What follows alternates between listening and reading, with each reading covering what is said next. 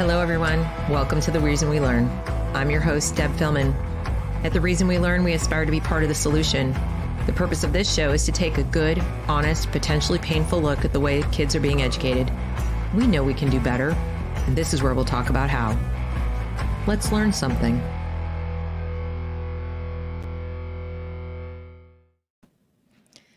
Good evening, everyone. Welcome to The Reason We Learn and this evening's edition of Dissident Dispatch. If you are new to the channel, Dissident Dispatch is a regular show that I host every Monday evening at 7 p.m. Eastern Time to bring you news, information, deep dive analysis about things that are going on in our schools or in pedagogy.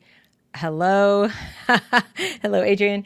And it may not always be literal news or breaking news. So as I'll show you tonight, what we're going to talk about is not new at all. It's just that we are picking up on things as we find them and or just getting around to them, honestly. I will be joined this evening by my friend Kelly Schenkoske. You may know her from a Time to Stand podcast.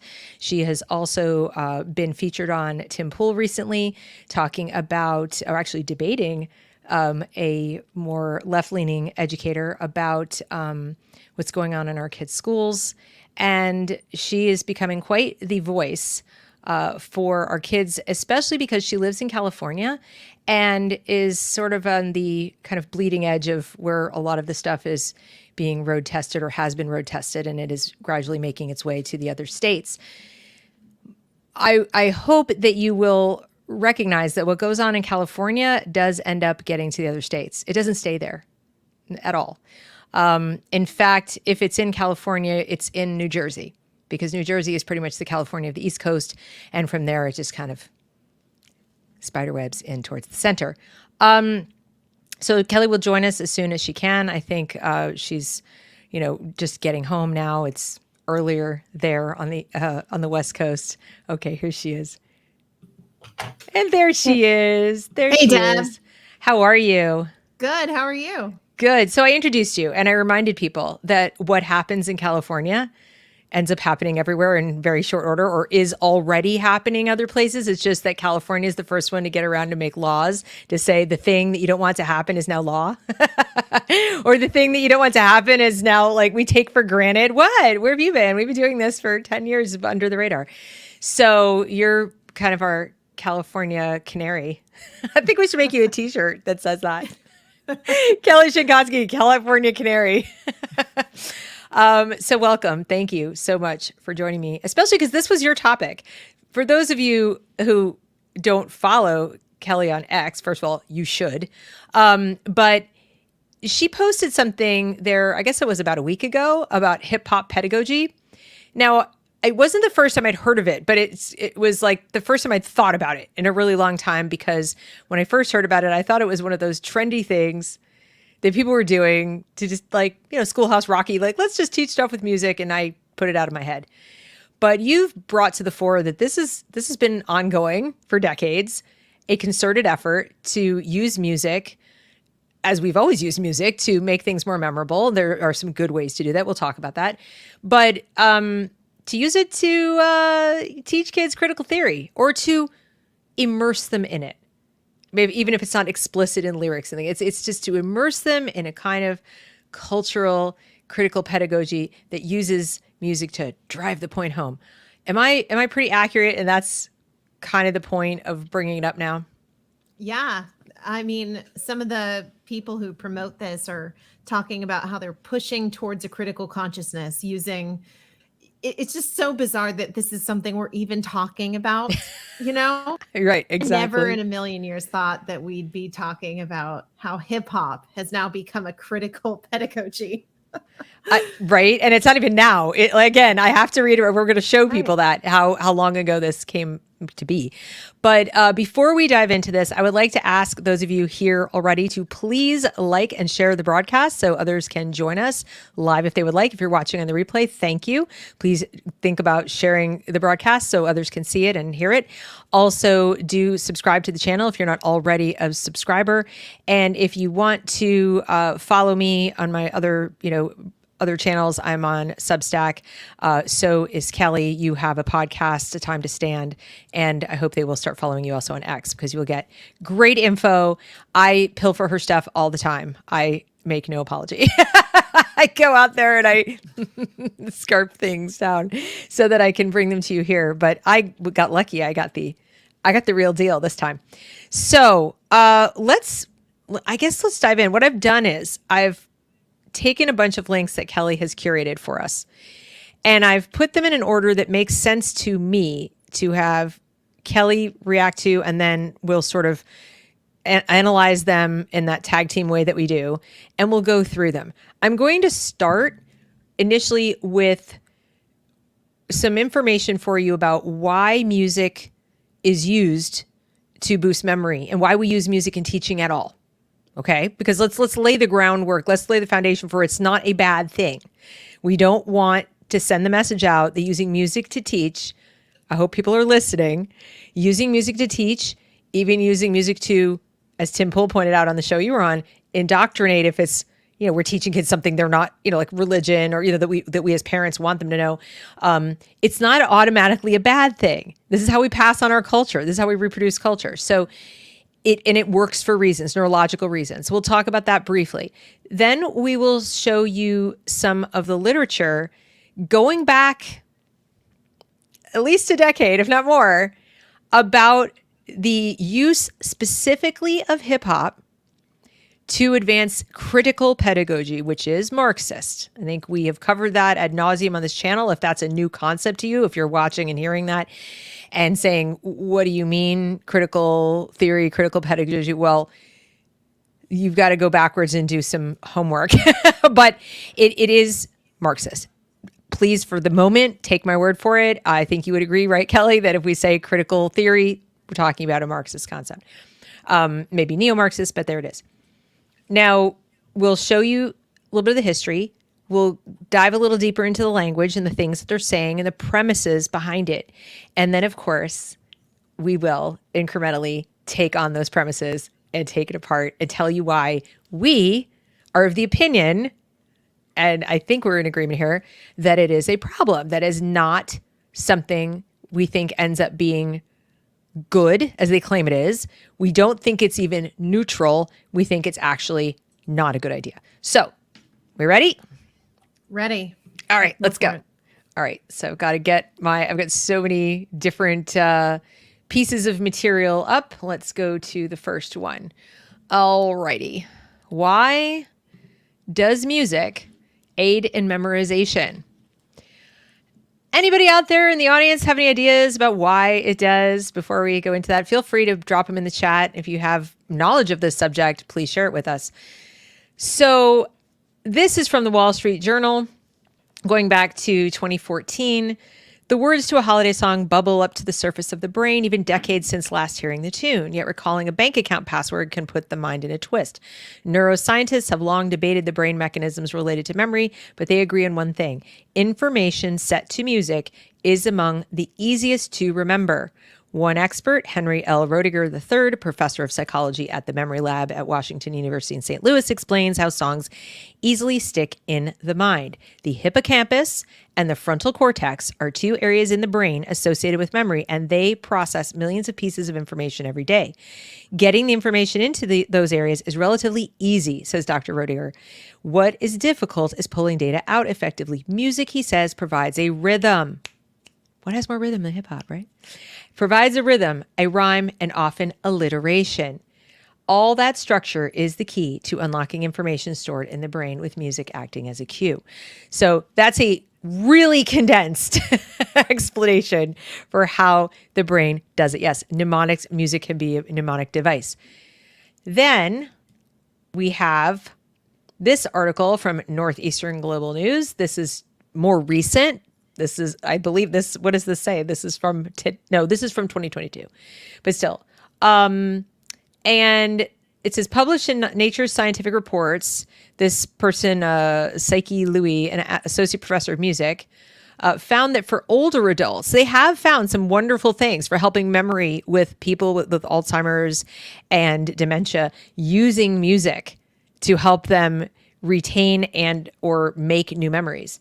But it says, who listened to some of their favorite music, including the Beatles, connectivity in the brain increased. So if you're a teacher and you want your students to form neural pathways that connect to pieces of information you want them to remember, music is a great way to do it, because there is research that shows scientifically that it is effective. Anything to add to that, Kelly, that I'm not touching on? Because I don't want to like read through all the articles. I just want to touch on the key points. No, it's But really important.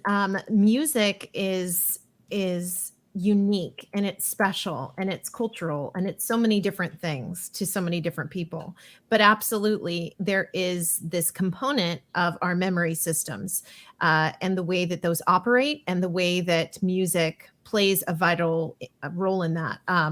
I know I've heard stories from people who have been challenged with maybe a speaking stutter, but when they sing, they don't ever have a stutter.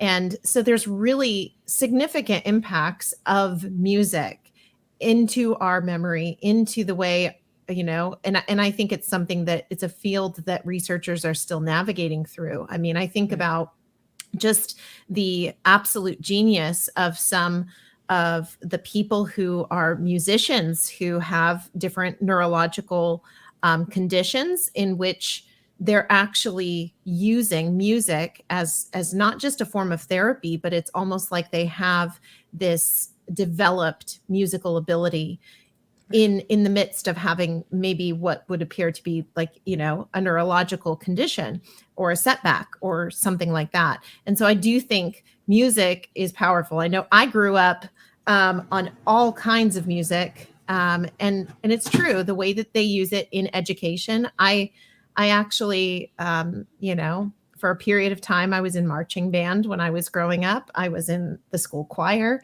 I remember many wonderful experiences in class where teachers used music in a positive way, whether it was to encourage our writing or before social emotional learning. I remember one of my teachers would change the environment in the classroom by lowering the lights, by turning on different kinds of music, by letting us bring out our scented markers and color whatever we wanted. Before social emotional learning was on the scene, where we were told that this was the new thing and we needed this and students needed this today, there were all these wonderful mechanisms that teachers did use in education. I remember being introduced to, different types of instrumental styles. Those times that we would come in from lunch recess in elementary school, really hyped up. Maybe it was a little bit of sugar that we had at lunch or something, but we were hyper, and it just would make us calm down when the lights were off and when the music was on, and we were able to be artistic. Those were great times. I love those memories. And then, it wasn't always that, but I also remember in high school, I had a teacher who wanted us to work on just writing and not stopping. So we had to write. As long as we were writing, we were okay. And it could be nonsense, it could be something, but she just wanted us to free write. And she would put on different music every single class day. And we'd pick out our piece of paper and we'd start writing. And, it wasn't this, though. This is completely different when they're infusing an ideological focus into the music of the discussion and the teaching. But I'm glad you brought all that up, because, again, I want to emphasize that using music to teach works in terms of implanting things in the brain, like planting memories in the brain or helping the brain attach to certain messages. So it is effective at that. And we know sort of functionally how that works. We know more about it than we used to, and we're still learning, but we have a pretty good idea where that happens in the brain. And we agree that there are good ways to do that you can use that to very good effect that is beneficial for the student, especially as you pointed out, in helping with sort of mood regulation and helping with, kids focus while they're doing academic work. And you mentioned something as well. You said you were introduced to lots of different kinds of, different genre and different types of rhythmic patterns. And, you learned about different kinds of music.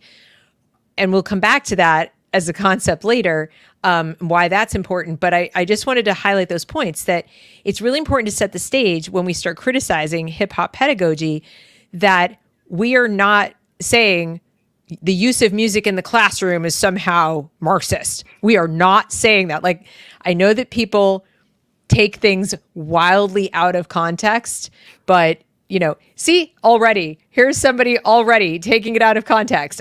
This is why I do this. Oh my God, this is insane. No, just no. No one is indoctrinating kids with music. Where do you come up with this nonsense?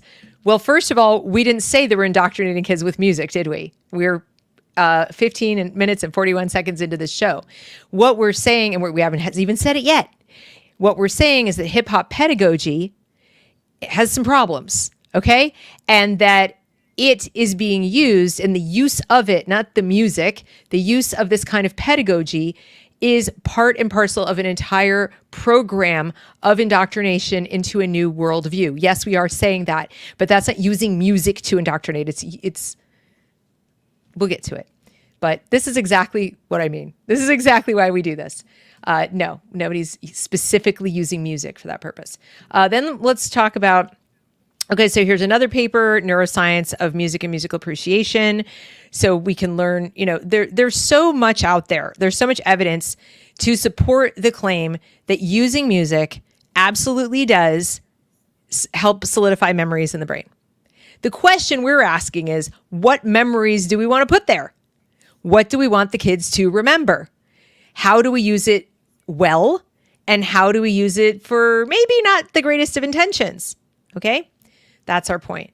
So that brings us to this paper from 2009. And there were actually things that go back farther. This says critical hip hop pedagogy as a form of liberatory praxis. This is where we start getting this right here is the problem that Kelly and I have. Correct, Kelly? Correct. Okay. So Miss Katie Piper, I hope I'm not misgendering you, Katie Piper, because you seem like a person who'd be annoyed if I did. This is the problem. The word liberatory. What are the children being liberated from exactly with hip hop pedagogy? And who said that educators were the ones deciding that? That is a Freirean concept. Paulo Freire was a Marxist. Freire, I'm rude. This is my show. You don't have to be here. Paulo Freire was a Marxist. That is not, you can't dispute that. He was proud of it. Freirean ideas are Marxist. He taught that education itself is liberatory. That's the purpose of education, is to liberate. What are our children in K-12 being liberated from? Exactly. And did we as parents agree to that project? Did we agree that our taxpayer-funded schools were there to liberate our children from, amongst other things, the culture we were trying to reproduce when we created and funded schools in the first place? Because there is really no point in educating if you're not trying to reproduce a culture. We don't educate our children to destroy culture. We don't educate our children to destroy anything. It's to build them up. It's to empower them to go out and be independent thinkers and doers and, people who can live productive lives. So we didn't send our little 6-year-olds and 7-year-olds to kindergarten so they could learn how to be liberated from anything, really. Okay? That's not why it's there. Okay, here we go. So let's see, misgenerate. Well, I had to ask because, there are people who get upset about that. You two are sad, lying grifters. No one is liberating or indoctrinating kids. Well, you're quite right. No one's liberating them, but people actually are indoctrinating them. That is happening. That's a fact. Because, please, by all means, exit.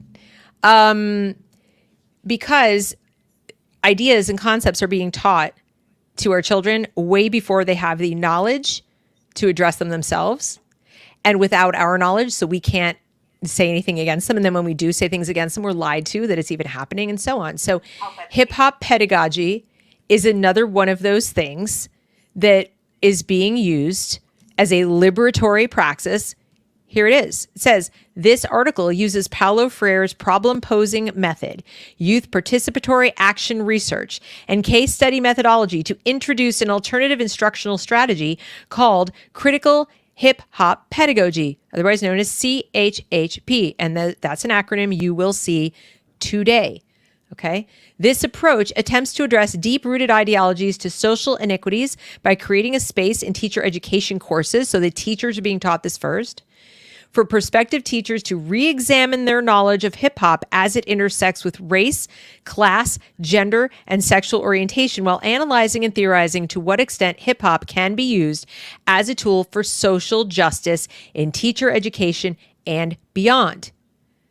So we're not talking about somebody going, hey, you know what? Hip hop has a lot of rhymes and hip hop rhythms are actually really memorable and kids like hip hop. And so let's make some fun lessons where we do rhymes and they'll memorize the vocabulary and that sounds like fun. If that's all it were, we wouldn't be having a show. We wouldn't even be having this conversation. But it isn't just that. Okay? It isn't just that. And we can't go into every single classroom and every single school to find out what the teachers are doing with it. And so we have to at least take them at their word that if they use terminology like critical hip hop pedagogy or hip hop pedagogy, that this may be or is highly likely to be what they're referring to, in which case it is not what a lot of American parents, in fact, most American parents, want. And since we pay for the schools and they're our children and we have a sovereign right to direct the education of our children, yes, we do. I don't care what anybody wants to tell you. Yes, we do. Does it mean that our right is defended? No. But we have it. It's inalienable. Just like we have a freedom of speech right or a freedom to self-defense right and so forth and so on. So this is what we're talking about. Now I'm going to go back to this, which is what Kelly posted in the first place that got this going. I'm going to throw it to you now. What would you like to say about this? I feel like I've laid a lot of groundwork and I've talked a lot. So, well, yeah, it's actually when I first saw some of this topic being really trained, it was at an education conference called the Curriculum and Instruction Steering Committee group that puts on a symposium each year in California. And so the concepts of this critical hip hop pedagogy were being taught to other educators. And there's a lot of information out there on this, but yes, this group was one of the material, provided about, we've got the International Literacy Association encouraging this for grades 6 through 8 as a way of engaging the classroom in literacy using this. But again, it goes back to the mechanism of teaching. It's not that the focus of using music in different ways to engage in learning. It is really what is being learned and what is the focus. And so what you had already read draws from critical race theory. It draws from lat crit theory in the material that you previously just had on the screen. But this one is now talking about, again, you've got the focus on social justice issues. And so it's again, a very Freirean focus for those who are listening, who may have yet to hear. I'm sure you've already heard of Paulo Freire on Deb's channel, but if you haven't, he was a Brazilian Marxist and he wrote Pedagogy of the Oppressed. And a lot of his materials are what today's educators are using in the classroom. I see it and hear about it all the time. And this is just one more mechanism, again, which draws from both Freirean ideas and, like I mentioned, critical race theory and lat crit theory. So in this particular work, they're finding that drawing from hip hop culture, they're bringing in social justice. They're bringing this into the writing assignments. And so it goes back to, what is education? What should education's purpose be for? I think about this too for grades 6 through 8th. I have myself a student in middle school and a student in high school. And when I think about the content that they're learning or that is being really the curricula that's curated in classrooms, are these students being brought to a high level of academic achievement? Are they being brought up so that they can be successful in their future? Are they being brought to a place where they are seeing an increase in literacy, an increase in reading, comprehension, and being able to write? All of these academic subjects are being really brought to the back burner. They're being diminished in the name of social justice. And so this is really, again, just another example of such. That is probably I have two big problems with this, and we'll go through more of it and I'll explain it more. But one is the displacing of other subjects, or, what you were mentioning about the skills. The use of the word literacy bothers me here because I don't believe it means what most people think it means. It's that whole Princess Bride concept. Most people, most parents anyway, if you just took 10 parents in the street and said, what does the word literacy mean to you? Probably the vast majority of them would say the ability to read. Being literate, like I can read, especially in the context of K-12. I don't think it, if you ask them about adults, they might come up with a few different definitions. But if you said, when it comes to a K-12 school, if I say that something is meant to enhance literacy or something is part of a literacy project, what would you think it had to do with? And I just guess that most would say reading, the ability to read, or the proficiency, the ability to read proficiently. Here, it's a little bit of a play on words, isn't it? It's not about the ability to read, because they're using this to infuse all the subjects, science, math, and we'll look at that. Science, math, social studies, so-called, and even, as you point out, SEL. So the literacy they're referring to is that cultural literacy. And what they mean by cultural literacy, as you said before, is the Freirean concept of culture, which is cultures that are oppressed or perceived to be oppressed. And what bothers me so much about the use of hip hop is the presumptuousness of it. There have been many, papers and things written about urban schools and urban landscapes and using hip hop to teach in these environments.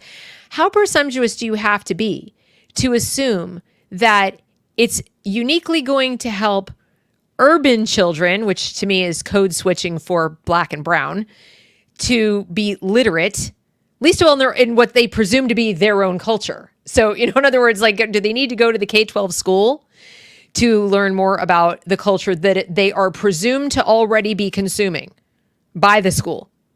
They'll say so. This is their culture. We're immersing them in their culture. They recognize their culture. They recognize that. Well, who are you to decide what their culture is?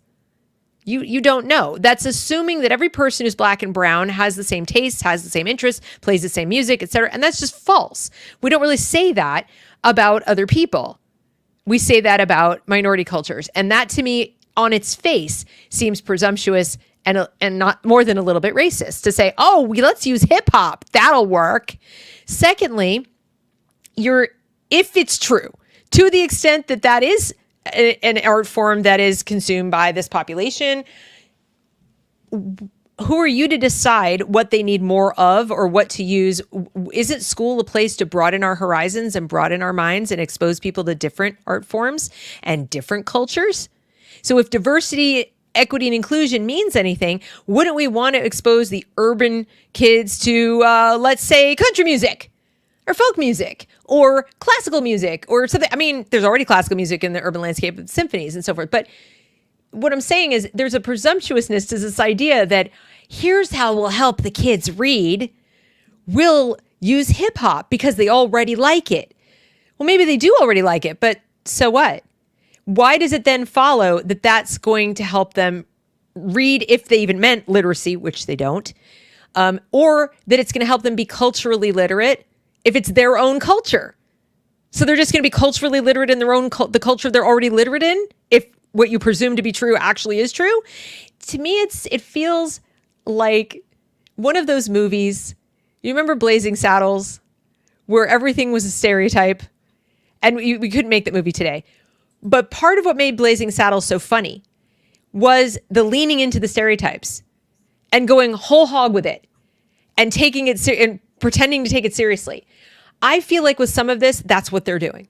They have a trend based on a stereotype, leaning full blown into the stereotype, and then they are generalizing it, to say we're gonna teach this social justice and liberation. They're then also presuming that population wants or needs to be liberated. Who are you to decide that for them? Maybe they think the pathway to liberation is actual literacy, being able to read, like Frederick Douglass once said.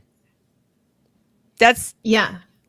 Well, and the whole transformation of education is very interesting, because I think sometimes you have these adults who say everything's student focused and learner focused. We're really just focusing on, everything's student led, they like to say, but oftentimes their actions do not align with what they claim is student led. What's really being led here is an idea that came from the past that activists wanted propelled into and really promoted into every avenue of society.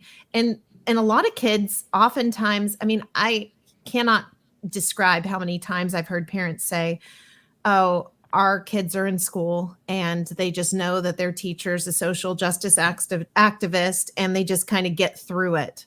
They roll their eyes, they know it's ridiculous, and they just get through the class. How many times are students being really pushed just by an activist? Not all teachers are activists. There's some really wonderful teachers, but many students have been in these situations now where the teacher, it's clearly not student led. It is an activist organization that wants their curriculum into the school system. So what do? They partner with the teachers union, and then the teachers union starts promoting it into individual schools as a supplemental. And then it may eventually lead towards getting approved as a required curriculum. And then it just moves on from there. But these kids, when you start to immerse them with music and stuff, I remember, it's going to yield memory likely. And it's somebody I spoke with, a friend of mine, used to be a Marxist. And I remember he was telling me that one of the ways that they actually helped grow the movement and what they did during meetings is they actually used chanting, and they used certain music. And there's even poetic style that has rhythm that is very popular today. And in that, they're using that rhythmic style, and they're using it to advance ideas and build memory. And so, yeah, it can be absolutely used as a strategy. And, just want to say this to the person who commented earlier. I always appreciate somebody's challenge when people come and, they have a challenge. However, I believe that those challenges need to be logically stated. And so, for example, the prior commenter said, no way, this isn't happening in schools, something to that effect. Mm-hmm. But we're showing you the evidence that it's being promoted in a variety of ways. And I think this is what we see. We hear this with critical race theory. I'll never forget being at a school board meeting, and the staff were all saying that critical race theory, we're not teaching critical race theory. That's, a legal theory from, taught in college, but it's not something that we're incorporating here.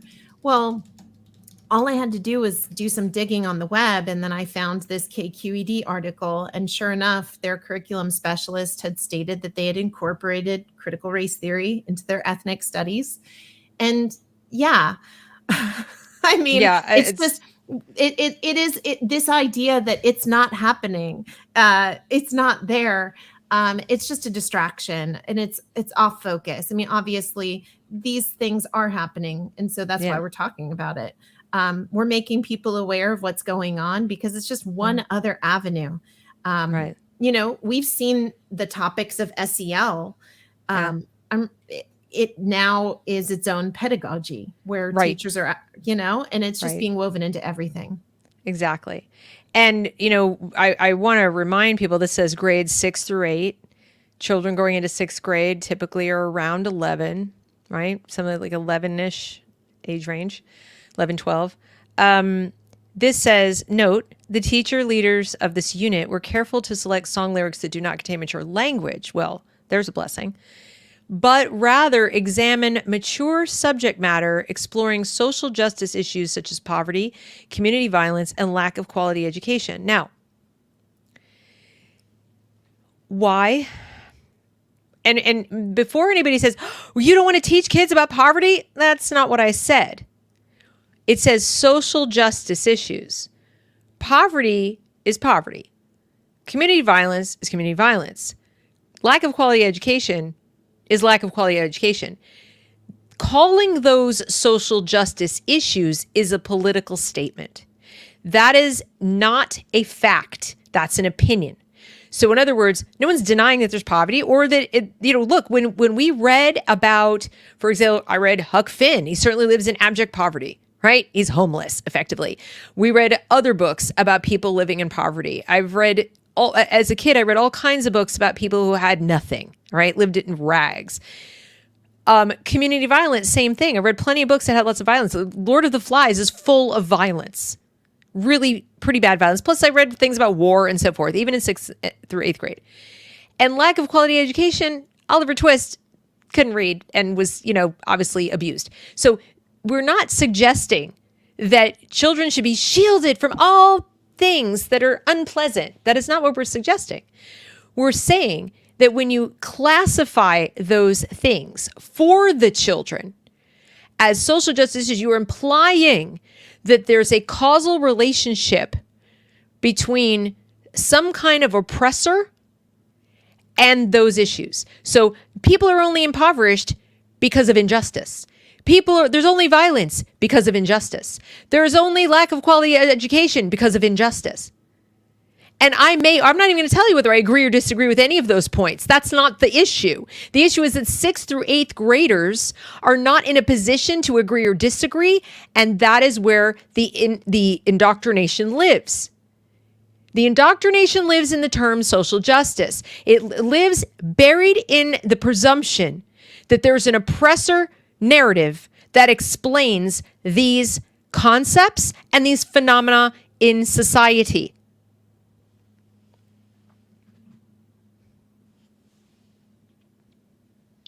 So I mean, when people want to tell me no one's indoctrinated, that is, you do not, when I went to school and when most people here over the age of 35 went to school, our teachers did not decide for us what caused poverty. They didn't decide even when discussing, and as we were taught, about the Soviet Union and so forth, even then they didn't specifically say people in the Soviet Union are poor because of X. They would simply explain the form of government, explain scarcity, explain breadlines, explain that they don't have freedom, and the rest of it was pretty easy to connect the dots. It was pretty easy to connect the dots. Okay? Here, they're connecting the dots for the children. And then when you use music to do it, and you want to explain, we're just letting them know about their culture or whatever, but that would be fine. Why are you talking about social justice while you're doing it? Why are you explaining why the people singing are talking about violence and drugs and, all the things that they might be talking about, the adult themes or the mature themes? That is not for you to explain. I'll shut up now.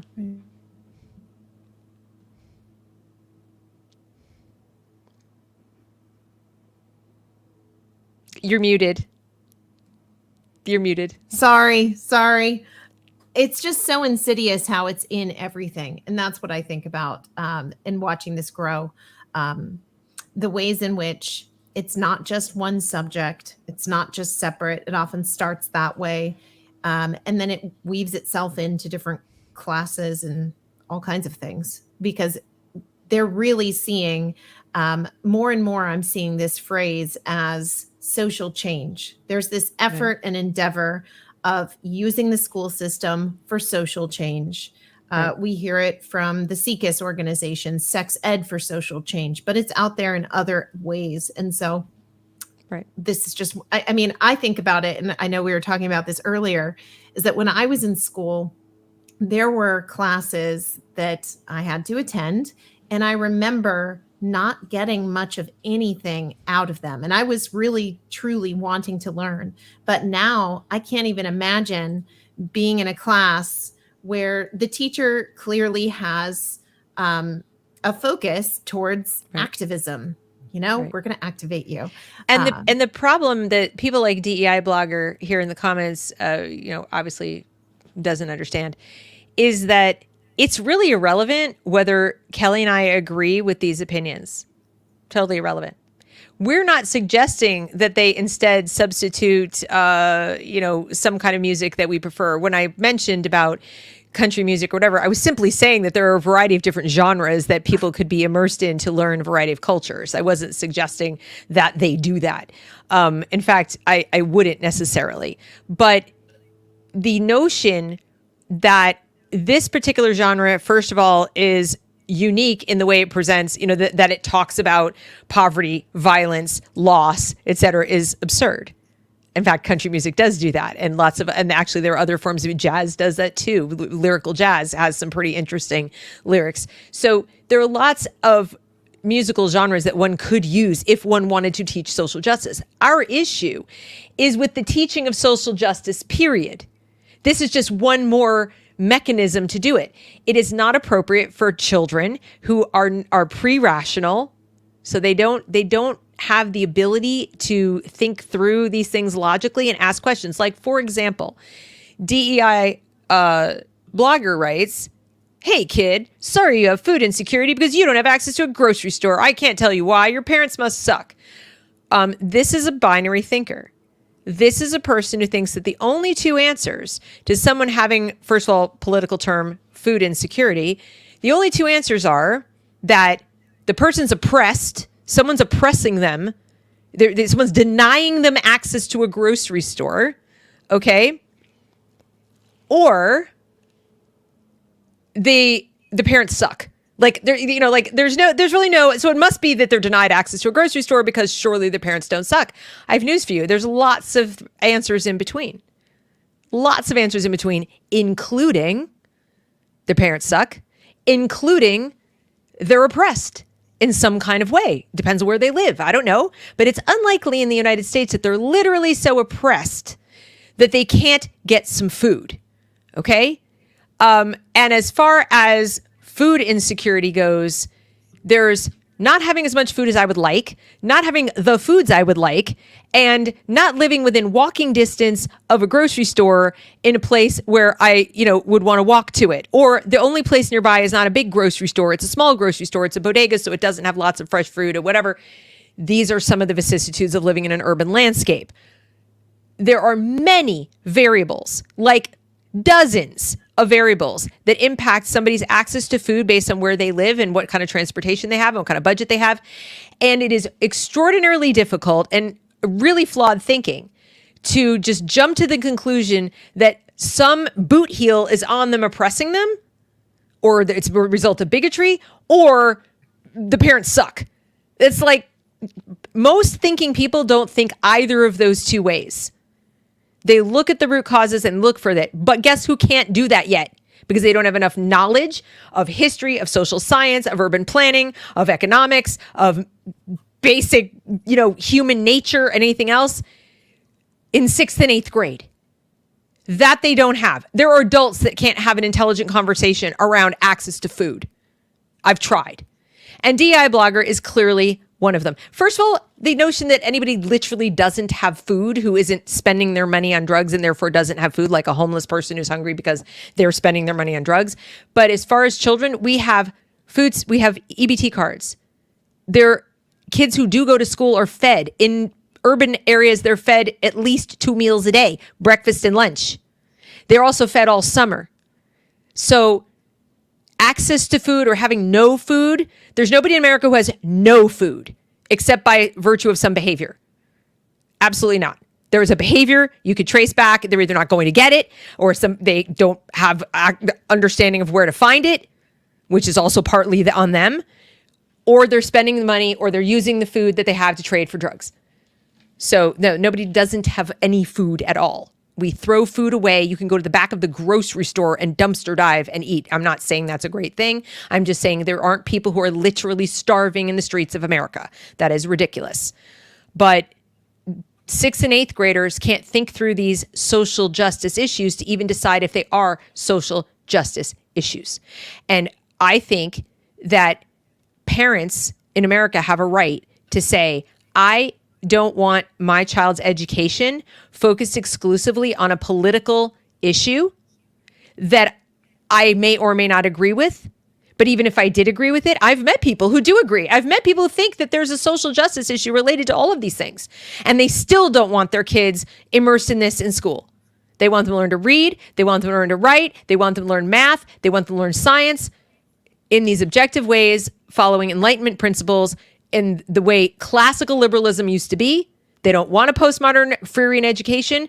And then they figure, and I think correctly, that their well-educated children might have a prayer of going out later someday and at certainly providing for their own food and their families, but perhaps inventing things or creating businesses or solutions, whatever, to help others as well. But you can't very well do that if the only thing you learn how to be is angry.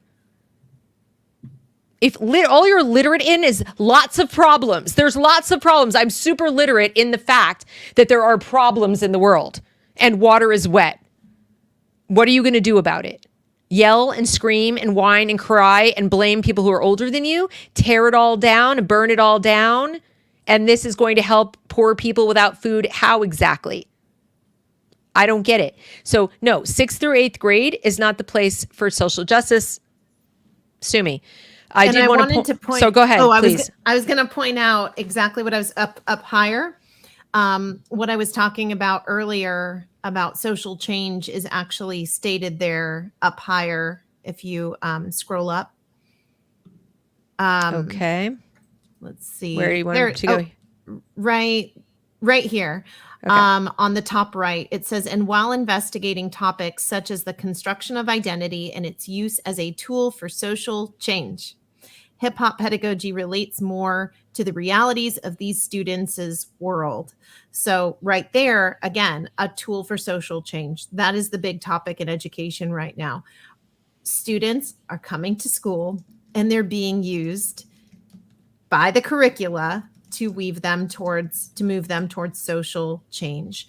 And, there's so many topics with relation to education that are now, we're just seeing the way in which politics has gotten into all of this. You were talking about food insecurity and as was that commenter. Well, I think about the state I'm from, California.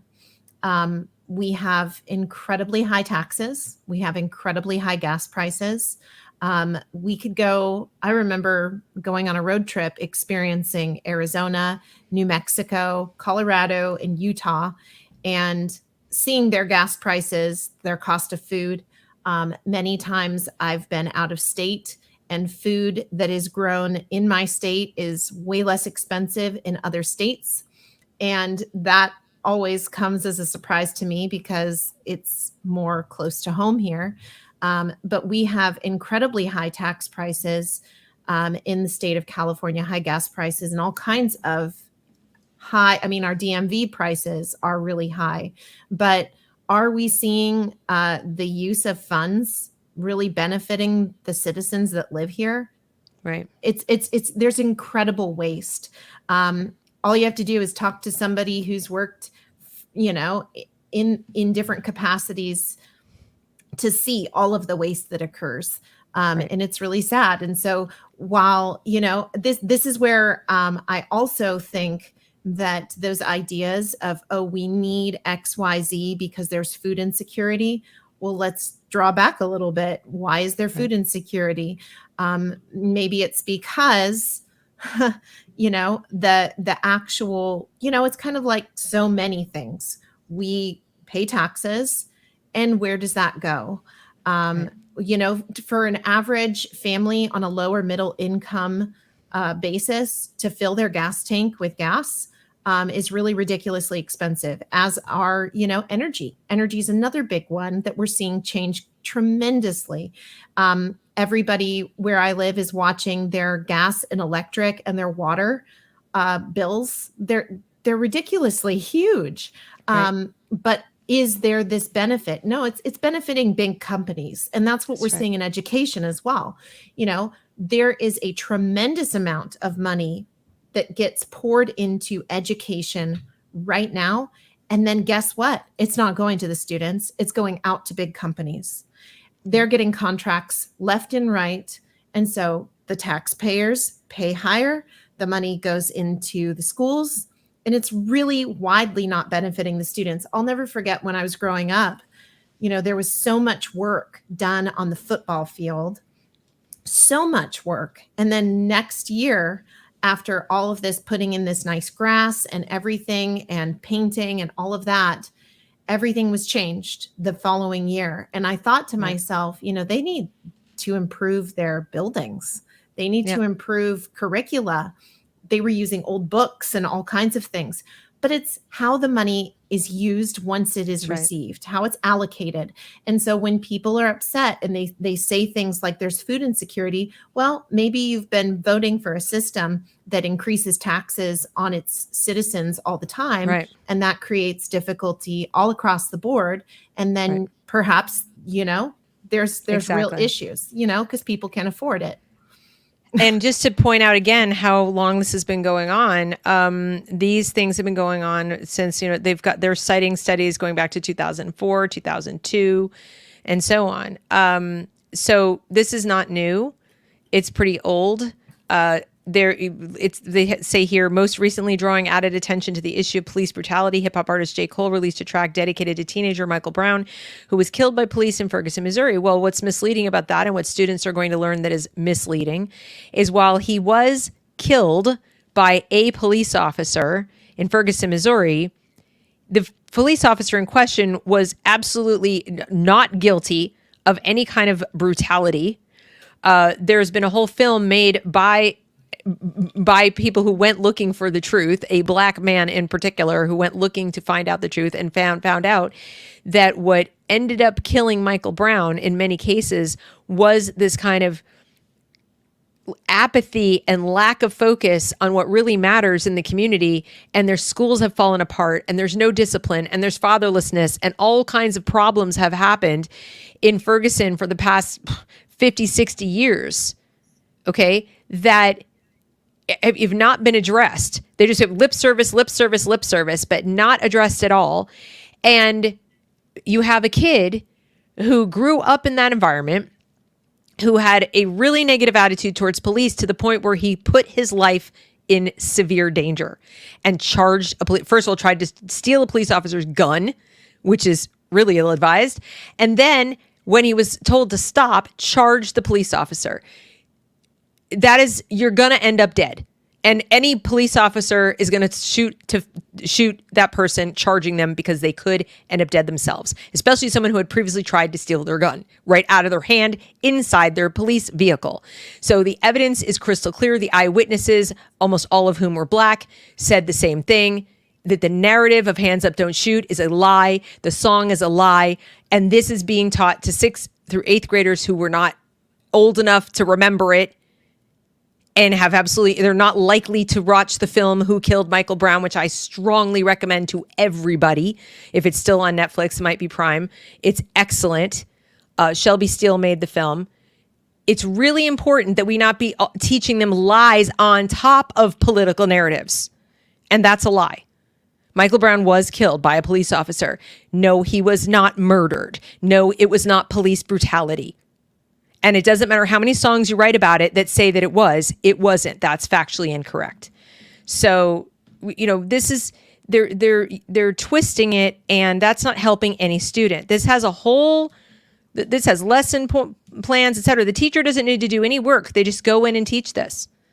So that's the other thing that people need to know, is that these are not being designed by individual teachers. They're being encouraged to use them. They go and use them, and it's prepackaged. Here you go. It says literacy. The teacher might think, okay, this is going to help my kids read. But where in there is anything about improving the reading? They said they're going to read. They're going to do close reading. How many kids are reading proficiently in Baltimore? Zero. How many kids are reading proficiently in Chicago? How many kids are reading proficiently in sections of New York City? How many kids are reading proficiently in South Central LA? In Detroit? These are the urban areas. They claim that this is going to help so much. That's going to help so much with their literacy. No, it's not. Now, if you cannot read proficiently, you can't even read at a basic level, which only 30% of our kids in the nationwide can read proficiently, and an alarmingly small percentage can read at a basic level. So we're graduating illiterates is what we're doing across the board. That's across the board in all states. And when that happens, how is this helping in science class, math class, social science, social studies class? They can't read the material. The material either has to be read for them if there is any reading material, or they're just sitting and listening to music and talking. And it's about politics. And then they're going to remember the political message about social justice. So then we're moving on to now this one. This one was music education, toward hip-hop pedagogies for music education. Now they also want to use it to teach music itself with hip-hop. So now we're infusing the teaching of music as its own discipline as political. In college, no problem. Go for it. Knock yourself out. Do a whole music degree on the music of struggle. Have fun. You're paying for it. Go for it. But K through 12 students, no thank you. And here we have Black Lives Matter music in a movement. High school subjects, social studies, history. We have the Trayvon Martin story. We're going to use hip hop to teach that. Beyonce, Kendrick Lamar, etc. We know this is political. This is not even up for debate. Right. And these are supplemental. So as you can see, I mean, they've already got opportunities for people to print out the lesson. There's the student edition.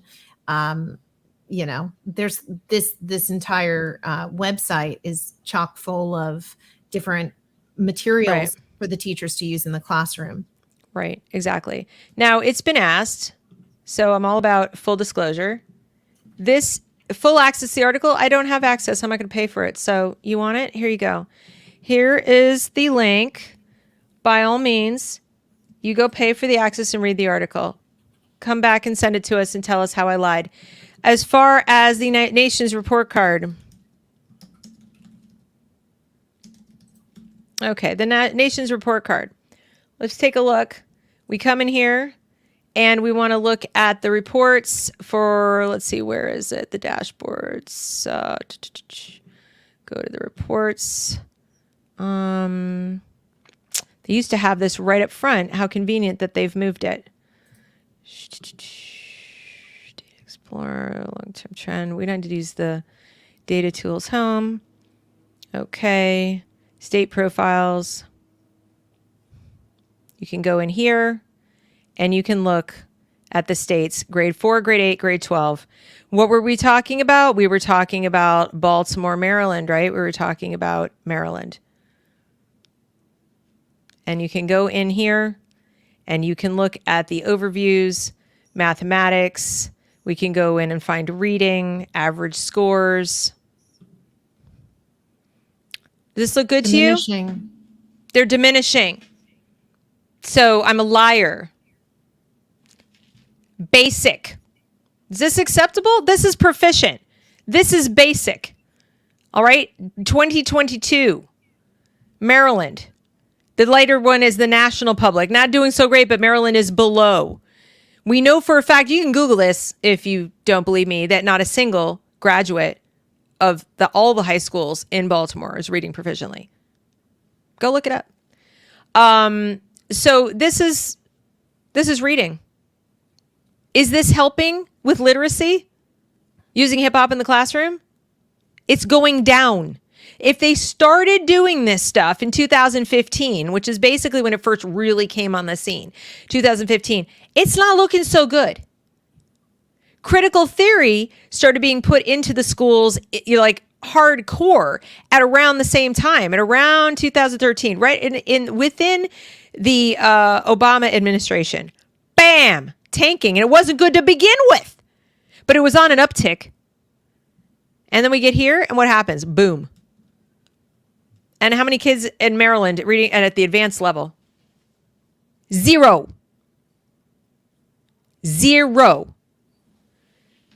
But I'm a liar. Okay. So, that's, if we're going to talk about literacy, and this is going to help with literacy, we have a 10-year track record of no, it's not. On its face, it's not helping with literacy. That's not showing a full spread. You know what? Now, moving on. Why hip hop belongs in the classroom. Again, there's people using it in an algebra class. Algebra. She introduced herself to advanced algebra student. She did it through a rap video. Why? So now we get to my second problem with this. We have the political issue that is also impacting the academic performance, in my opinion. I think there's evidence to support my claim that is, at minimum, not helping the academic performance. I won't go so far as to say it's actively hurting the academic performance, but I will say it's not helping. How's that? I think that's fair. You can't really show me evidence that it is improving academic performance. As far as this, my other issue is, why do we need to entertain? This notion that people have, a lot of adults have this idea, that kids cannot learn unless they're entertained. The kids we need to put on a show, that everything needs to be a show. Dopamine must be released or learning can't happen. That God forbid, they be the slightest bit challenged or inconvenienced or something is not immediately accessible to what they already know, then it's bad. So teachers walk into a classroom forgetting that one of the most entertaining things that a kid will find about a class is that they left the class knowing something more than they knew when they came in. Something substantive, something that made them a better learner, a better reader, better at math, better at anything other than I just know some trivia and I can sing a song. That's not where your self-confidence is going to come from for very long, because anybody can remember a song. So entertainment or infotainment is what we're addicted to. And learning requires a little bit of work on the part of the teacher and a part of the student. And yes, that can be entertaining too, but not this way. Not in this like, hey, here's my rap video introducing myself. I mean, go ahead. If that's what you want to do, that's fine. But to say it needs to be in every classroom because this creative teacher made a video, maybe it was awesome. Maybe the kids loved it. Maybe it did help them love the teacher and learn from her better. Could have done all those things. Could be fantastic. Does it then follow it should be in every class, and teachers who are not good at making rap videos are suddenly pressured to make rap videos? Or teachers who are not disinclined to do that, they have a different way of teaching that works also very well, but is different from this, doesn't want to do rap or hip hop in their class. Are they going to be pressured to put rap or hip hop in their class because cultural relevance? That's what I'm concerned about, is teachers should be themselves to the extent that it demonstrably helps their students learn the subject they're teaching. Not because it's fun or they want to be liked. Well, that's not only is it infusing a belief system, it's also benefiting whatever companies are promoting this or offering different services, or, unless the curricula is free source and available for people to print out, it is either accomplishing one aspect of infusing an ideology towards social change, or it is also benefiting potentially an organization, which again is money going into the school, which then contracts to another organization. And I see this time and time again. We're told that, for example, we've talked already about social emotional learning, but just to bring it up, there are so many different companies nowadays that are providing social emotional learning services through education technology, through their variety of curricular materials. And what happens? We're told that it's neurologically based and rooted in neuroscience. And then we're told that it's supported.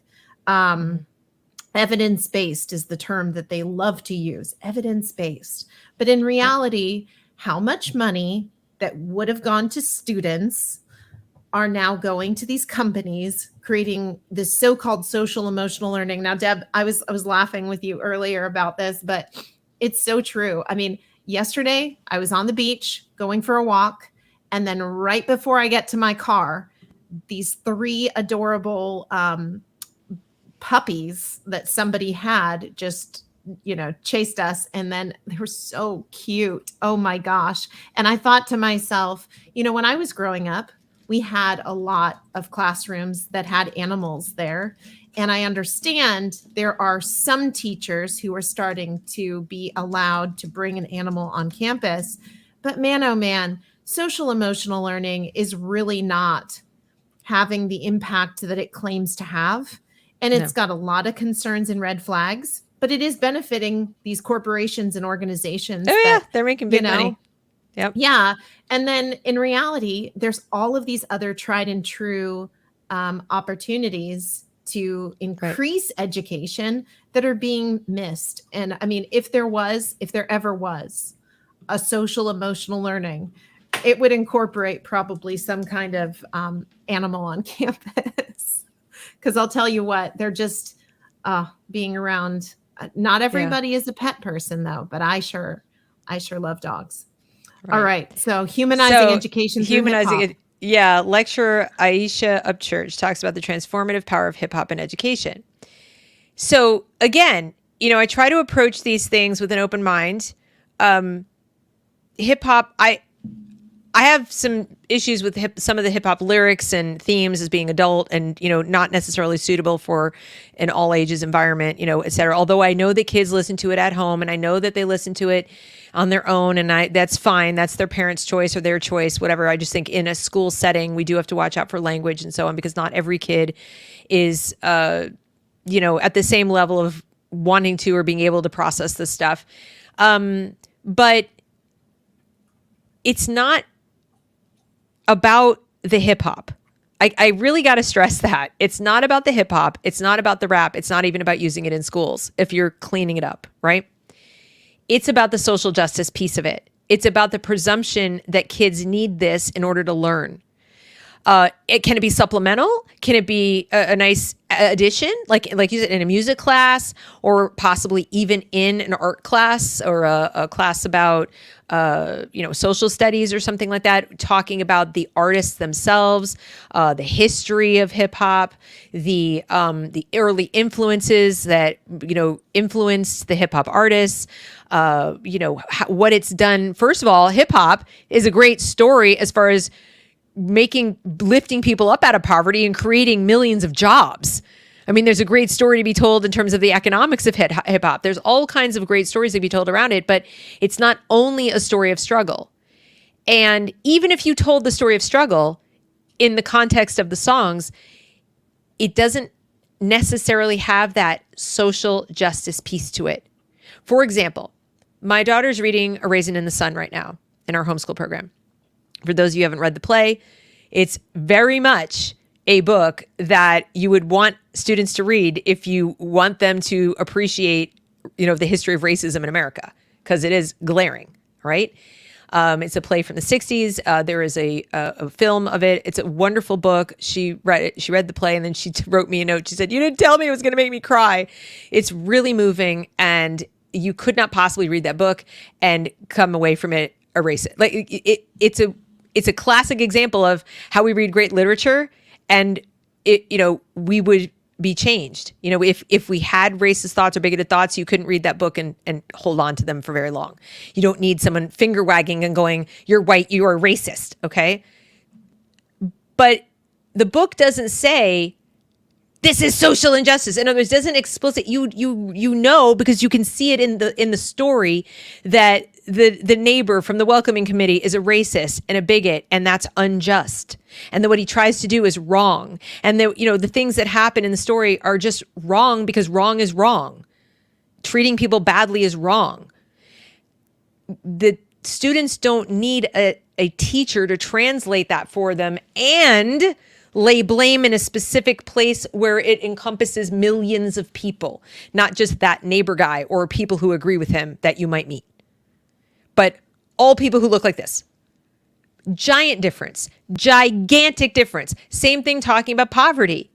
Poverty is hard and it creates problems and obstacles that people who don't live in it don't have to face. Nobody denies that. Literally nobody with half a brain denies that. The difference is when you give the student an explanation for what's causing the poverty, they stop there. They trust the teacher. They trust the adult in the room and says poverty is because of X. So any potential solution that that kid might even think up to deal with the poverty is going to be hammering at X. It's that thing. I got to break down that thing. That's the cause of the poverty. Well, what if they're wrong? What if they're wrong? What if that isn't the cause of the poverty? What if the cause of the poverty is multivariate and it's not that easy? And people have tried for years and years and years to deal with it and they're still struggling and there's new things being added every day. Like you said, taxes and so forth and so on. So they're going to be angry and hammering away at something that isn't going to do any good. It's going to make them very, very angry. And was that really the lesson anyway? Be an activist? Or was it understand people who live in poverty are different from you if you don't live in poverty, and understand that they have challenges you don't face, and be sensitive and have perspective and maybe be grateful and appreciate the things that you do have, and, focus on getting, gainful employment and working so you don't end up in poverty if you are, physically able to do so, and so on. That's not the message. It's a social justice message. And that's the big problem I have with it. Now, I'm not saying that this is what she says, but, she's just mostly talking about how bringing hip hop into your classroom can be a good thing. Maybe. I don't know. But what I'm concerned about is teachers might read this and interpret this as a reason to go get that other thing in the purple. Right? Just like you said about SEL. Yes, kids need to learn how to manage their emotions. Does it then follow they need CASEL or DESA or Second Step? No. None. Plenty of really talented master teachers know how to help students learn to manage their emotions without the help of a multi-million-dollar corporation. Right. It's true. That's what I'm saying. So then we have more evidence, again, that it's critical pedagogy. We have Gramsci, king of the Marxists right here. Do I need to? It's right there. It's right there. Even the person takes the name, pretty much. Gramsci. They're trying to twist the name around. Right? Okay, so this is they made it look like an album cover. There's a gun. Observing the world through the lens of resistance. No hope for a terrifying future. Worrying, consumption of drugs, mental health boosted by. We were likely one of the most depressed generations of all time. This is a person who's idolizing one of the worst humans who ever walked the earth. Writing about all this stuff. This is what I worry about. That our kids are going to, those who can read, because obviously this person can read, are that they're going to grow up and be spewing this stuff. Capitalist realism? I'm worried about socialist realism. I got to tell you, that is terrifying. Now we have a global conference on hip hop education. This one's coming up in November. Maybe DI Blogger wants to go. That'd be good. And then, California, Long Beach. So point being, all of this conference will expand upon our previous theme, which focused on the foundation of the culture and explore how this culture both migrated. Now, this is so far history. There's nothing wrong with that. Golden era, blah, blah. Some of the finest research. Okay, this could be totally fine. This may have absolutely nothing to do with pedagogy. This could be 100% to do with just studying hip hop. Who knows? That's what it looks like so far. But how do we know anymore? It's like we'd have to go and check it out. Hip Hop Association of Advancement Education. Now, if they're teaching about hip hop as a music form, awesome, go for it. I have less than no issue with that. But as far as using it to teach social justice, I have an issue with it. That's where I stand on this. It's really pretty clear. Teach rock. Now, we were talking about good ways to teach. I looked through this and I actually didn't have a big problem with it. This one is talking about teaching music as part of an arts program at a school, connecting students to culture as culture, right? It's like, it's an art form. Let's talk about it as an art form. And yes, there's social commentary that is within it, but you've really got to walk that thin line between telling what the artist was doing. There are many artists throughout history who've been making, like I learned about the, Dadaists as an example in college. And they were absolutely postmodern and, they were anti-Enlightenment thinkers, etc. Many of them were Marxists and so on. I was told those were their views. These are their views. This is why they made the art they made. Here you go, student. Even in college, I was not told these are the correct views. Does that make sense? I hope I'm making that clear. There's a big difference between telling you what an artist had in their head or why they did something themselves, what they thought, and telling students this encompasses the truth. This is all you need to know about reality is what this artist did or said. That is not the truth. That is not ever the truth. Artists are human beings, just like everybody else. They paint or they make music or they write through their own eyes and their own perspective. It's not irrelevant, but it is not the whole truth any more than me telling the story of what happened last weekend or my daughter telling the story of what happened last weekend or my husband telling the story of last weekend. No one of us has the last word. They're three completely separate stories about the same thing. What's the truth? Right? And what's funny is the my truth, your truth people seem to forget that when it comes to social justice. That's the only time there's only one truth. Other than that, there's 87,000 different truths.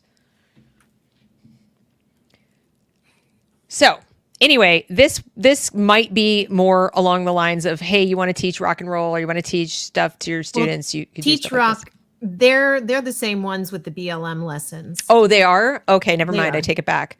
Because I was looking at it's possible that some of their content is different. So they just house the BLM content under their banner. Yeah, it's part of one of their lesson plan collections. Right. And I'm anti-censorship, contrary to what people are saying in the chat.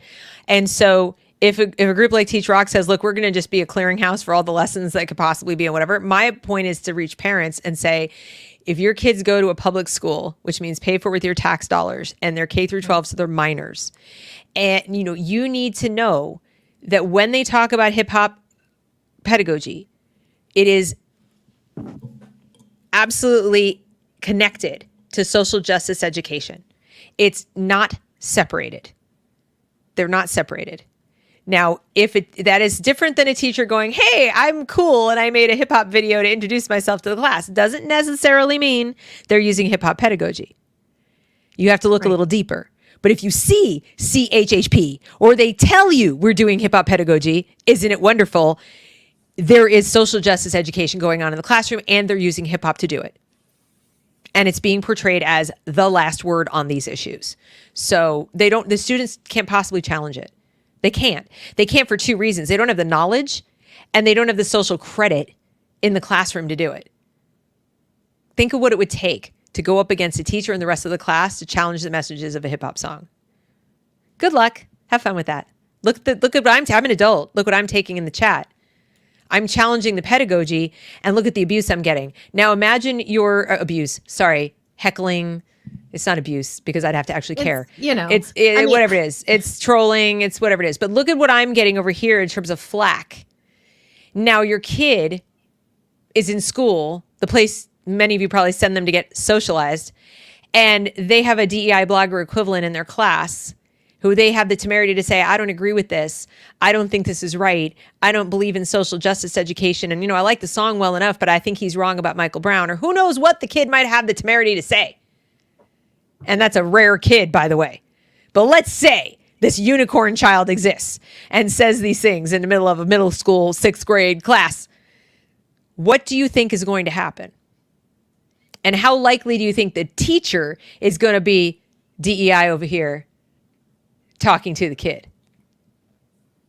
And I can well imagine something along the lines of, is your mom one of those M for L whack jobs? We know that kids are hearing that, by the way.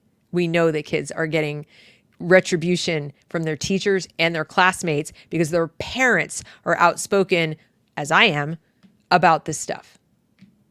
Something people forget. Like, well, I'll be outspoken out here and I'll send my kid to school and then, you know, I'll fight it out here. You think your kid's friends aren't going to hear about it? You think your kid's not going to know about it? You think the teachers aren't going to know about it? Of course they are. You think they're not going to hold it against your kid? Dream on. Of course they are. But we're terrible for wanting to pull porn out of the school library. It's okay to abuse a kid because their mom or dad cares enough to pull porn out of the library. I mean, this is the double standard.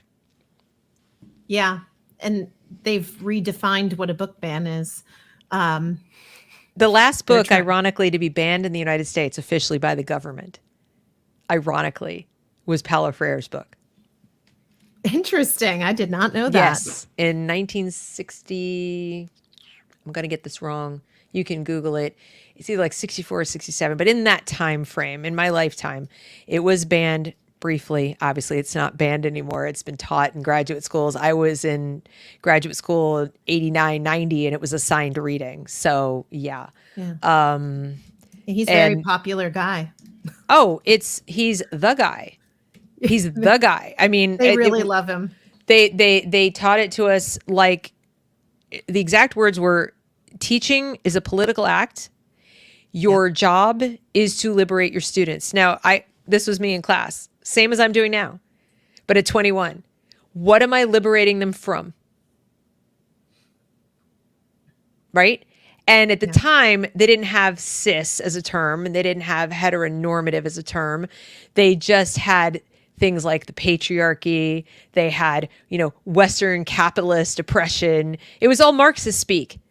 And I'm sitting there in a classroom at University of Pennsylvania, Ivy League institution, one of the oldest institutions of higher learning in the nation. Mm-hmm. Okay. And the first graduation speaker was supposed to be George Washington, and he didn't make it for some reason or other. And ironically, my graduation speaker was Barbara Bush.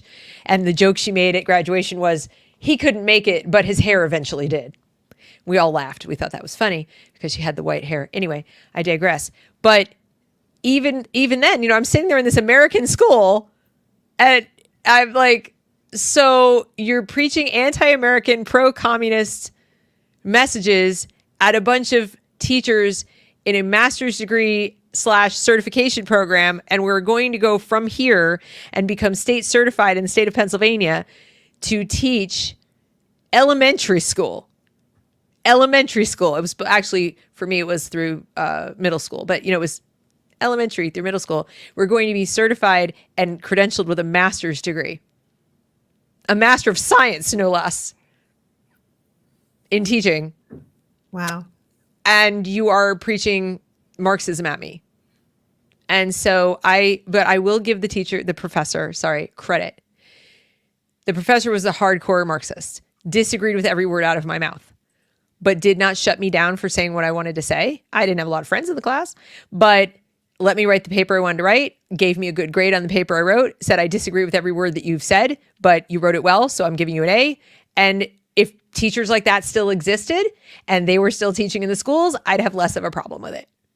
Right. But that's not what they're doing. They're using music to implant these ideas, you know, to help the memorable, you know, the ideas stick so that the kids don't disagree. And they're doing it at a younger and younger age where they don't have a college degree behind them, like I did, to be able to say, excuse me. And my major was American studies. So I had all kinds of American history. I'd also lived abroad. I lived in Eastern Europe. I had a little bit of life experience under my belt to say, I've been to the East Bloc countries, sir. I've lived for a time in a communist country. Like, I think you might want to take a look at some of your premises about Marxism. And of course, I got the, you know, it just hasn't been done properly. Oh, I've heard that before. Answer. We're going to do it right here in America. So yeah, this has been going on a long time. Yeah. And, you know, anything else that we want to add to this mess? No, I think we covered it. I think we covered quite a bit. I mean, I think that, you know, we are witnessing the continued transformation of education. And they love to use that word, transformation, transformational change, social change. And in reality, you know, it's I want to bring diminishing. this up about the New York professor, since I was called a Okay. liar, because I think that's absolutely hilarious. What should we? Oh, What this should New we? York Post. Well, I can bring up This the New York Post, I guess. They'll say it's the New York Post. Maybe we should bring up Okay. NBC News. Let's bring up NBC News. Maybe that's the one. No, that's not it. It's this one up here. It's the New York Post, but no, it's not that one. New York's he was fired for faking systemic. Okay, lots of teachers fired. So when I put in New York teacher fired for faking, I got lots of links, and it was the wrong one. Systemic racism data. So this goes to the point that we were making about putting something forward as a fact. Social justice, it's because of systemic racism, it's because of this. And it's like, if you have to fake your data. All right, here we go. Let me pull this up. I hate that they have all these ads. It's super annoying. Okay. Here we go. So this happened.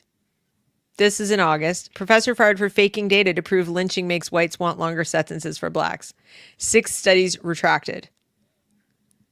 So Florida State University criminology professor Eric Stewart was a guru of the claim that systemic racism infests America's police and American society. Now he's out of a job on extreme negligence in his research. After almost 20 years of his data, including figures used in an explosive study which claimed a legacy of lynchings made whites perceive blacks as criminals and that the problem was worse amongst conservatives, were found to be in question. So essentially, long story short, he made a bunch of stuff up. And he's a professor. And the stuff he made up was about systemic racism. And systemic racism is being taught to our children as a fact, in conjunction with critical hip hop pedagogy. It's interesting. So they'll remember it real well. The professor's termination came 4 years after his former graduate student, Justin Pickett, blew the whistle on his research. 4 years it took. 4 years for somebody to draw attention to this. And this is at the College of Criminology. All right. And there's Justin Pickett. I wonder why they ignored his complaints. I can't imagine why. I'm truly shocked that would occur. Any ideas? Any thoughts at all? Yeah, it is interesting about research because, like I said, we keep hearing evidence-based.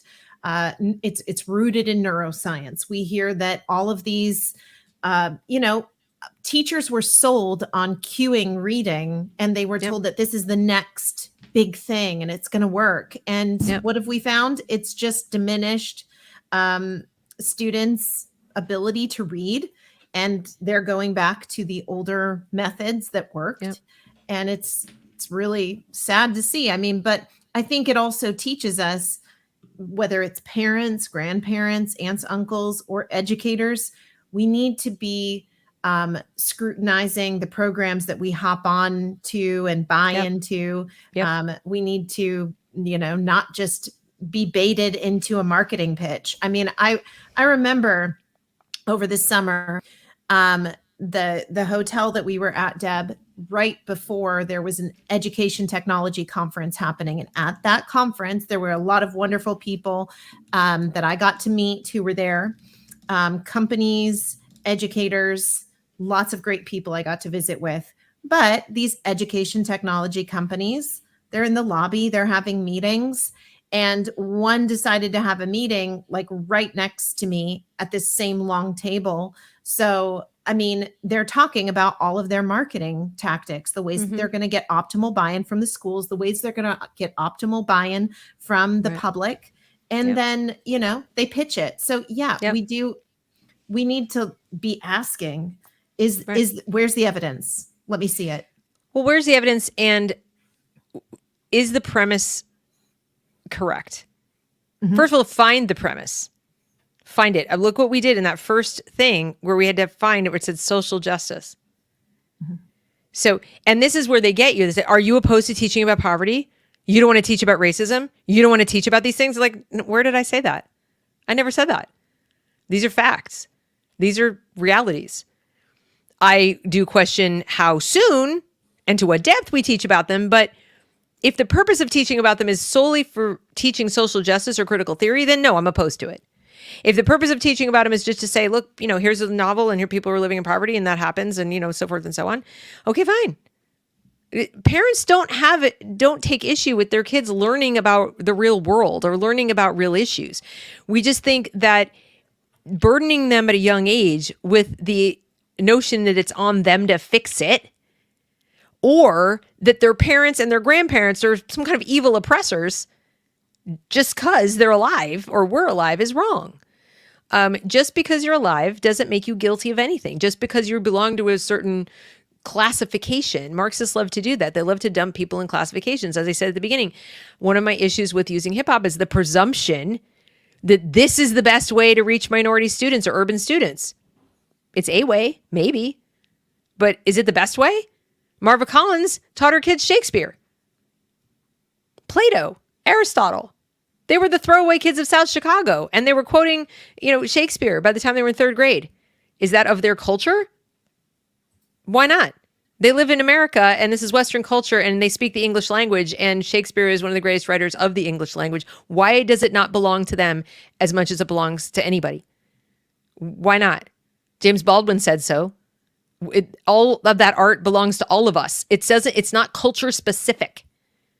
It originates out of certain cultures. It originates in certain environments, but it doesn't mean like that's all that you care about or all you're going to want to learn. And then people wonder, well, why aren't there more minority symphony violinists? I don't know. Maybe because they were steeped in hip hop in grade school and not classical. Who knows? I mean, I don't know. I'm not saying the answer. I'm asking questions. So I don't like the premises that you're a person, you look like this, you live in this neighborhood, you have this much money, ergo hip hop is your jam. I think that's presumptuous. Myself. Yeah, I was thinking about that with regards to, just the ethnic studies in California. They were using these chants. They still are using chants, some of them, but, they have a Black Lives Matter unity chant that they do with the students. Pretty sure that after the lawsuit from the San Diego parents versus the state of California, that they had to remove these chants to the Aztec gods. But those were in there as well, as were other different, like these ashy prayers that had to be removed. But these are, again, mechanisms about ways in which to introduce content. And so what is the purpose of education? How are we taking these students and building their proficiency so that they can be most successful? And if there's, I think about this, there's a lot of people that are activists. If you're an activist, maybe instead of forcing your ideas on somebody else, you actually offer to be, background checked volunteer and help these kids to advance in writing and reading. That's so right. That they can be successful in whatever they choose. They not, and help them advance in, be a tutor, be a math tutor. I know when I was in college, a lot of us were part of a library program where we would go and volunteer our time and help kids who needed assistance with reading. I mean, that's such a wonderful thing to be spending some free time on. Do it. Yep, exactly. I am all for like cross-cultural sharing of, stuff. Every time schools have those days where it's like culture day and, you bring in like foods and you play music and dress in certain ways, whatever. I think that's great. Like, I don't have any issue with that. Kids learn about different kinds of people and what wonderful patchwork our society is of people who've contributed amazing things to the art and the history and the industry and economy of this country. I don't know how many different ways to say it. There's nothing bigoted about being opposed to hip hop pedagogy. It's the pedagogy part. It's the critical praxis part. It's the social justice praxis part. It's the intersectionality part. It's using this art form as a tool. I would actually go as far as exploiting this art form, because as many artists, may think it's great and, agree with it. There might be some who don't, but are they being asked? We don't know. Do they know about it? Maybe they do, maybe they don't. But I just would like to see the kids, first of all, learn to read. We're not teaching them to read. Why every adult in America isn't lighting their hair on fire about scaling back everything that isn't geared towards getting our kids to be able to read? I don't know. It's at a national. I really think it's a threat to national security at this point. And when I say that, I don't mean like we're going to be invaded and have a war. That's not the kind of national security I'm talking about. I'm talking about our ability to continue to maintain the levels of prosperity, and even forget prosperity, the levels of support of our population that we need to in order to continue to be a first world nation. I genuinely believe that's in peril. When you have such a high percentage of people coming out of school unable to read proficiently. That is devastating. AI isn't going to fix that for us, guys. AI is not going to fix that. Not everything can be done automated on your computer. Things have to be fixed and built and made, and that takes reading and knowledge and transfer of knowledge, and that can't all be done without a vocabulary. So, and you don't have a vocabulary if you don't read. Right. So and the more you read, the more you're used to asking questions, the more you're used to being inquisitive and searching for answers, and not just, maybe you read a book and there's a character, and then that character has this huge transformation, and it helps you understand the importance of change and the ways in which people change, and understanding that we need to be on top of things. We need to be aware of what's going on. And we need to move away. We need to move away from believing that everything that we teach or everything that goes on in a classroom has to be entertaining in the visible way. Like someone walking by can look at it and go, that looks like fun, right? The kids are dancing, the kids are singing, the kids are playing, the kids are demonstrably having fun. There are so many different ways to have fun in a class. I've been involved, in middle school and high school in discussions about books that I read with, classmates that wouldn't have looked like fun to an outside observer. But afterwards, I remember thinking that was really cool. Like I really learned a lot, or I was thinking about it for a long time. And I know there were other kids who felt the same. There were other kids who weren't, who thought it was boring. There'll always be those kids that find all of it boring because they don't like to sit still, and school probably isn't really for them. They want to learn in other ways, but they don't. I think we jump to the conclusion that because not everybody does well in a classroom environment, that education needs to be entertainment, that the child needs to be on the receiving end of entertainment. Some kids just need to go and do stuff like more Montessori or Charlotte Mason, or go out in the world and like touch things and touch grass and play in the woods and, build things and take things apart. That may be why they're bored, is because they are active and they need to actively learn and that sort of thing. But there's not a one size fits all solution. School is school, and it's hard to scale that. And what I see is, they'll say that and give lip service to that and then turn around and teach everybody using hip hop. And it's like, aren't you doing the same thing? Aren't you just doing the same thing, but with different toys or different tools? It's still one size fits all. There's going to be kids in that class, like you said, who go, oh, great, my teacher thinks they're cool because they're playing hip hop. My teacher doesn't know the first thing about hip hop. My teacher's kind of a dork. Oh, and they sing off tune. This is stupid. I want to pick my own hip hop. I don't want hip hop in math class. Can we get back to math class? Those kids exist. They're sitting there like, oh my God, shut up. I don't want this. Well, yeah. And, the reality is there's so many different amazing styles of music and decades. I mean, it's not just now, it's the past. There's some wonderful music from the past. I brought up jazz because it's one of my daughter's favorites. She's 15 and she said her absolute favorite genre of music is jazz. 15-year-old kid. Now, why does she know about jazz?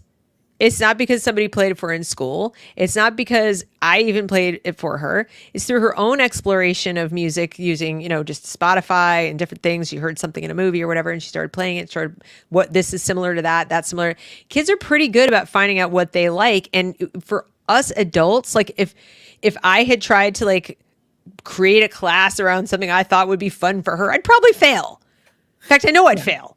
If I don't ask her individually, like, so what are you liking? What are you listening to? What are you doing? They can't do that times 25. Mm-hmm. So what they do, they go, let's see, you're all from an urban area. Hip hop. I mean, it's kind of a little pandery, don't you think? I don't know. It's interesting. Yeah. I grew up on so many different styles. I you know, Celtic music from the 20s, 40s, a lot from the 60s, all kinds of music. I learned most of what I know about classical from Bugs Bunny.